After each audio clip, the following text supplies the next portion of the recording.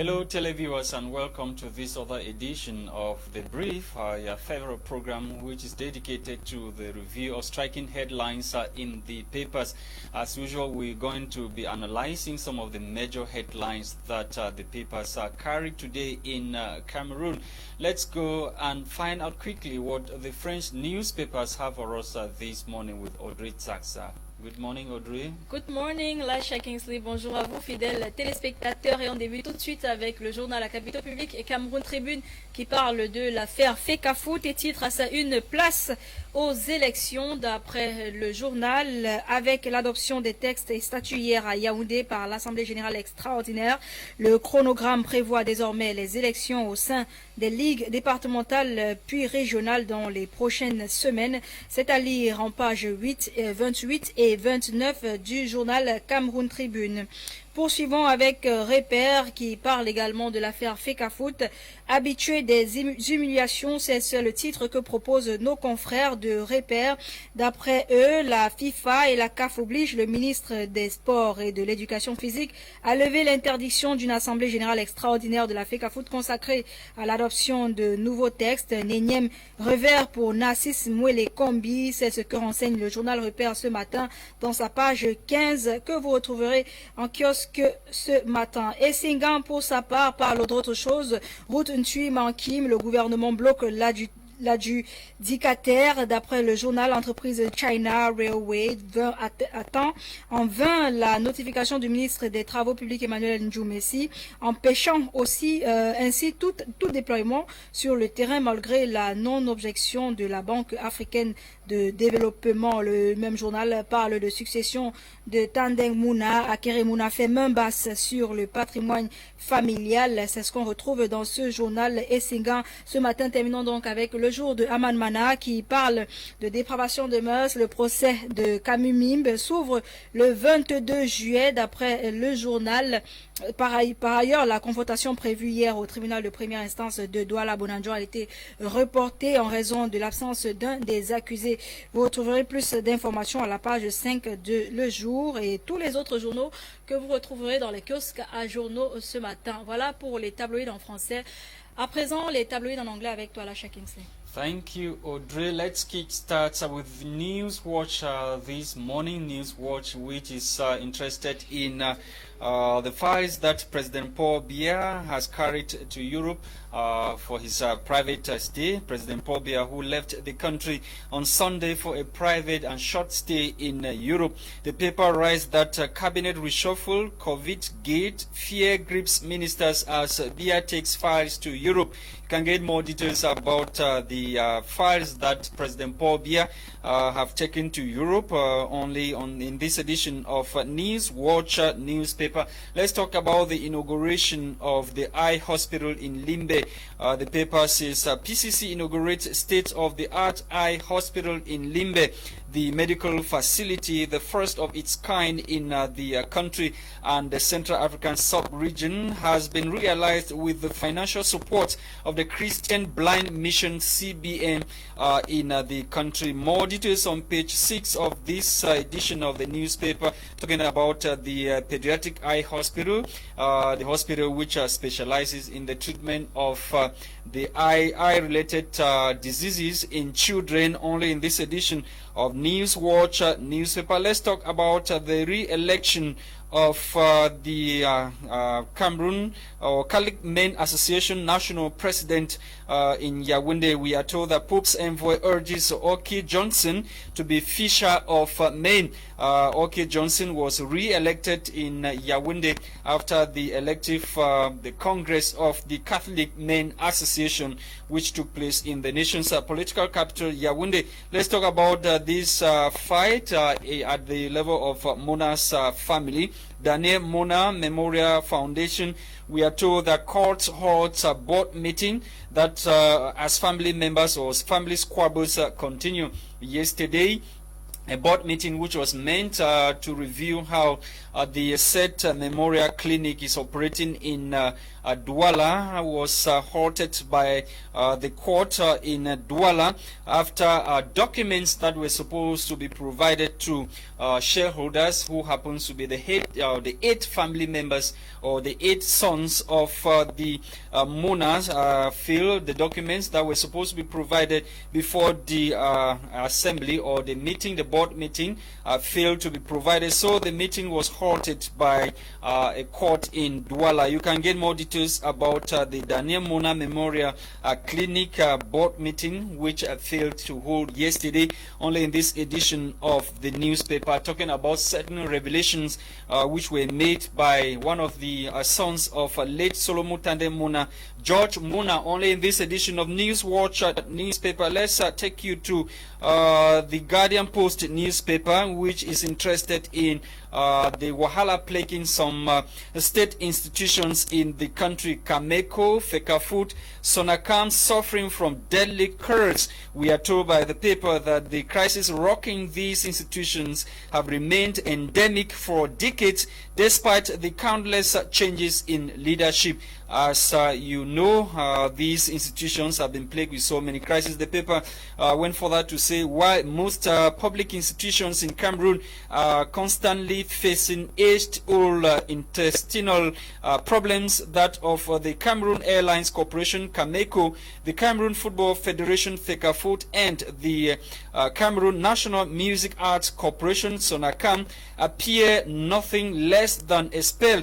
Over the decades, there has been a recurrent and sustained argument that such public institutions underperform due to lack of state capacity to deal with the contemporary complexities of government or governance in the country. The problem facing these institutions, or 3 institutions, are deep-rooted and appear not solvable in the nearest future.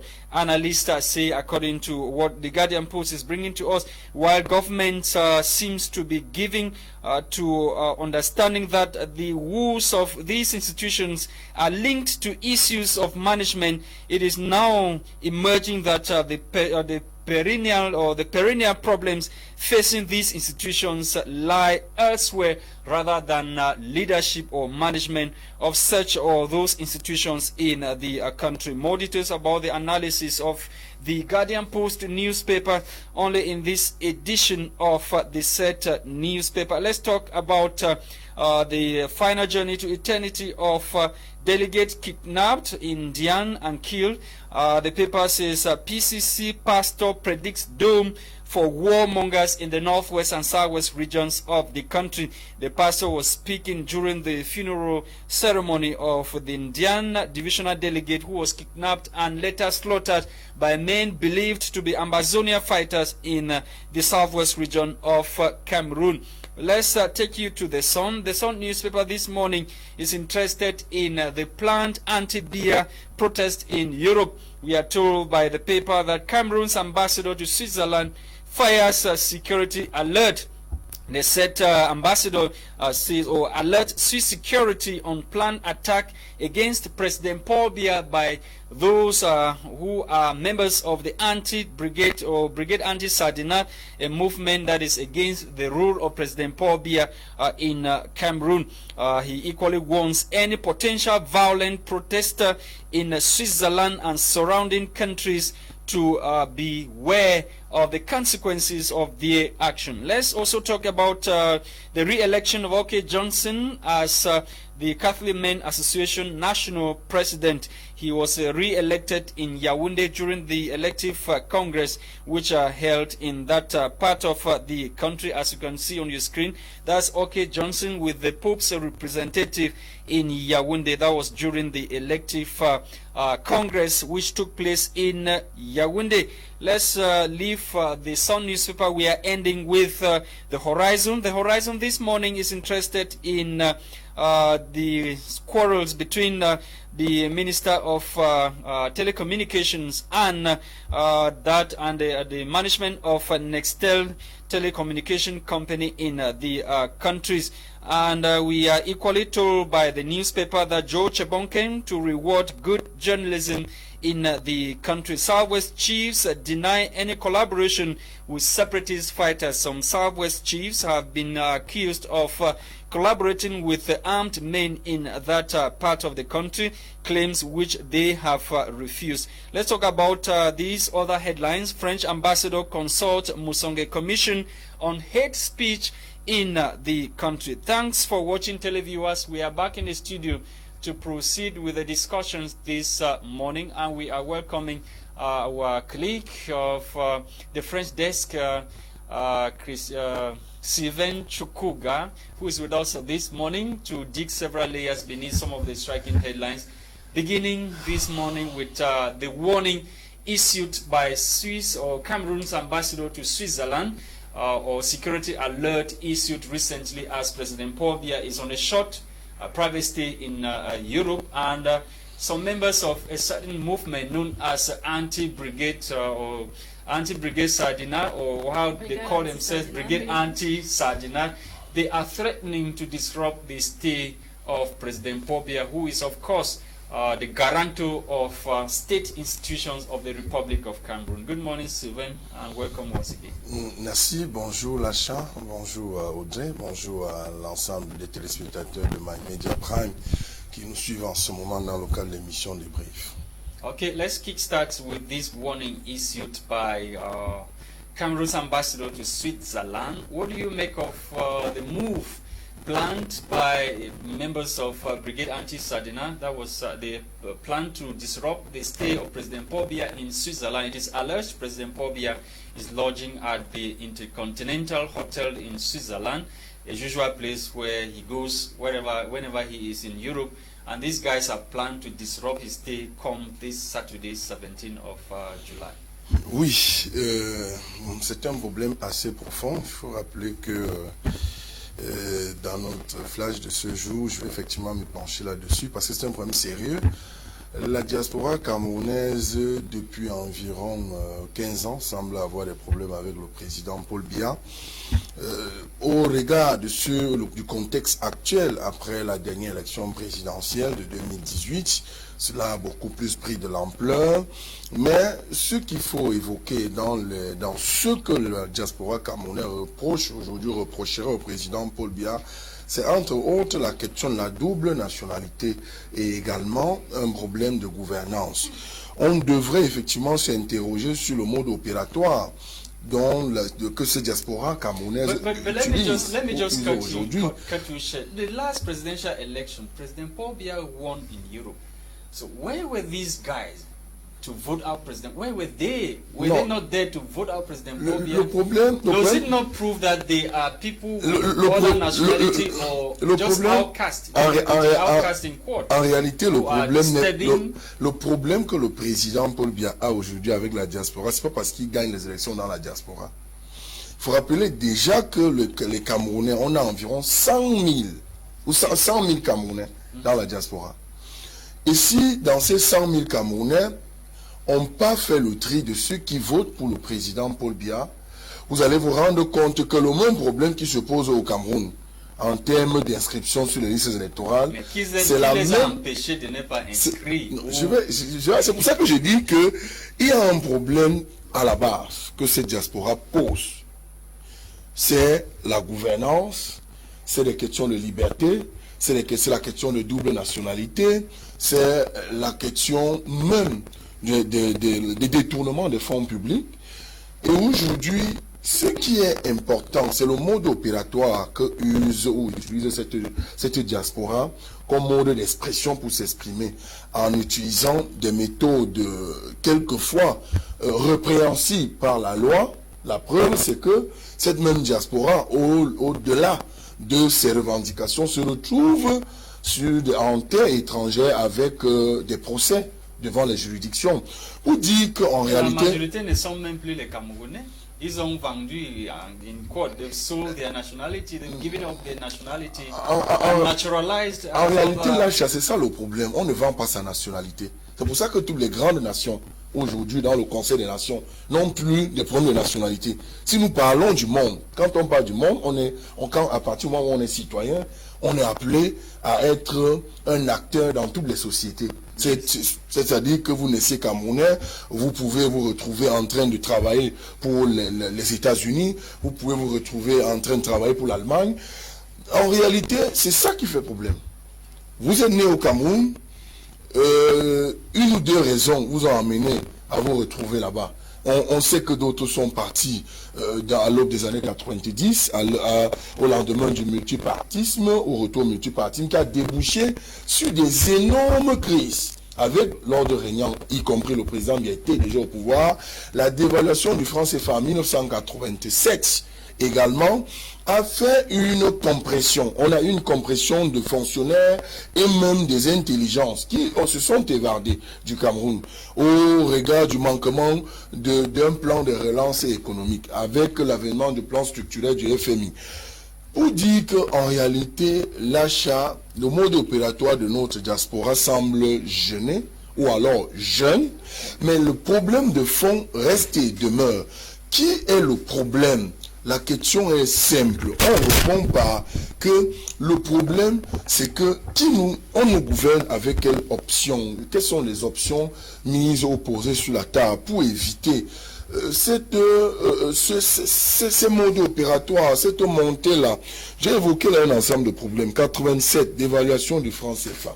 1990. Est-ce que c'est ça qui donne droit à ces gens? Non, pourquoi ils ne se constituent pas dans un parti politique pour chasser le président de la République? J'ai posé là un problème de malaise. Et j'ai effectivement évoqué le fait que le mode opératoire jeune, en termes pour les revendications. Mais je dis, si nous ne voulons pas, si on ne pose pas ce problème de façon structurelle, pour dire que quelles sont les contingences, qu'est-ce qui sont à l'origine, on va se retrouver en train de poser un mauvais diagnostic, conséquence, mauvaise solution en face.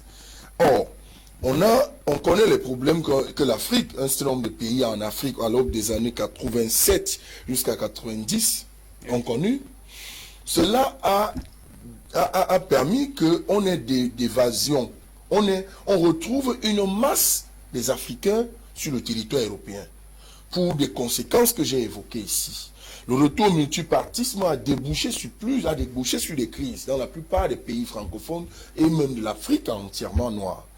Et les autres ont pris pour solution se présenter comme des réfugiés politiques. What is the way forward to stop this, let me put it, rubbish in court? Because these guys apparently they are not only robbing the image of the President of the Republic, but Cameroon as a whole, because President Paul Biya has been voted to act like the guarantor of public institutions. En réalité, je pense que si le président, je vais arriver par là où, comment on met fin à cette affaire, le président a quand même fait 2 mois à l'intérieur ici.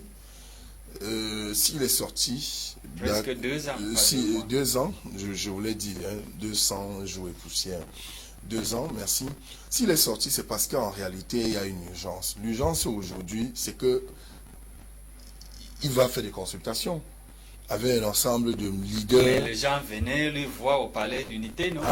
Les ambassadeurs, les autres diplomates. Oui, les gens allaient le rencontrer au palais de l'unité. Est-ce que vous ne pensez pas que c'est la conséquence ou alors c'est l'aboutissement de ces audiences qui le permet aujourd'hui de se retrouver en Europe, où il ouvrira un ensemble d'audiences avec quelques leaders? Parce que la vérité des pays africains, quand on connaît des situations de tension politique, comme c'est le cas entre le Cameroun et sa diaspora, c'est qu'on ouvre un dialogue, on ouvre un front de discussion. Et le chef, qui est le président Paul Biya, le président de la République, a une chose de façon, a une particularité, c'est qu'il est à la fois aussi un acteur de la diaspora, parce qu'il faut rappeler qu'après Yaoundé, il a fait ses études de ce côté, revenu ici seulement pour intégrer la fonction publique.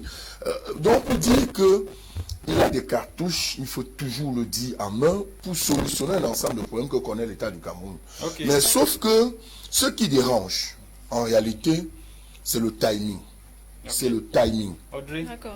Parlons à présent, messieurs, si vous voulez bien, du sujet qui meuble la presse francophone ce matin. On parle bien sûr de la FECAFOOT. Comment comprendre que le ministre des Sports et de l'Éducation physique, Narcisse Moïle-Kombi, ait pu vouloir interdire la tenue de l'Assemblée générale extraordinaire de la FECAFOOT, surtout au moment où le pays même s'apprête à accueillir ou alors à recevoir la Coupe d'Afrique des Nations. Et voilà, il faut également noter que le ministre, en interdisant, a évoqué une incertitude juridique. Alors, comment comprendre ces agissements? Vous savez, les choses de notre pays, particulièrement le problème de la FECAFOOT, revient nous remettre au bout du jour l'épiphénomène de la gouvernance. Voilà un ministre qui n'est pas juge, en tout cas, il n'intervient pas dans l'espace de restriction de liberté publique. Je le disais hier au téléphone à quelqu'un qui est proche de lui en disant, il s'est fourvoyé, la preuve, vous voyez le titre de repère là, il vient de subir une humiliation sans précédent. Seulement parce que les gens veulent le pouvoir au Cameroun. Les gens ne pensent pas à l'intérêt des entités publiques. La FECAFOOT est une entité publique du Cameroun. Donc lui, il n'est que la tutelle. À cet effet-là, on a souvenance qu'en 2019 déjà, c'est ce que j'ai dit par ailleurs, il n'est pas le ministre garant de l'interdiction des restrictions de liberté publique. Il s'agit là du MINAC. C'est le rôle du MINAC. Mais c'est le préfet de Foundi qui a c'est le sous-préfet de Yaoundé 2 qui a pour tutelle le MINAC. C'est pour ça que j'ai dit, non seulement sur le plan juridique, lui qui est un érudit juridique, il faut aussi le rappeler, le professeur Kombi, a posé une action incompréhensible. Simplement parce que on pense tenir le pouvoir au Cameroun ou alors rester éternellement aux affaires quand on parle du football, en créer du flou autour de la gestion de la FECAFOOT, qui est une entité publique. Je voulais vous dire, vous faire observer, qu'en 2019, le chef de l'État, sur le secrétaire général, sur instruction du chef de l'État, demandait déjà que le président de la République a demandé de taire les querelles et qu'il fallait aller vers l'harmonisation des forces en présence, qu'il fallait une consultation large, élargie. On a eu une première consultation à la primature sur la houlette du professeur Fouda, qui a débouché effectivement sur lui-même, le ministre des Sports, a instruit la FECAFOOT de relancer le championnat. Ce qui supposait qu'on allait là, tout droit, vers les discussions qui devraient déboucher sur la concertation d'une nouvelle Assemblée générale. Le problème du sénateur Mbinda, c'est quoi? Le problème du sénateur Albin Bida, professeur également, vous voyez que ça intègre là un ensemble de conglomérats de professeurs. Vous voyez, le professeur Albin Bida était juste ici dans la légalité, parce que la FECAFOOT est une association. Quand il y a vide juridique, ce n'est que la mise en application des textes internes de l'association dont il faut exploiter. C'est ce qu'il a voulu faire. Alors, l'Assemblée générale d'hier, au regard d'un certain nombre de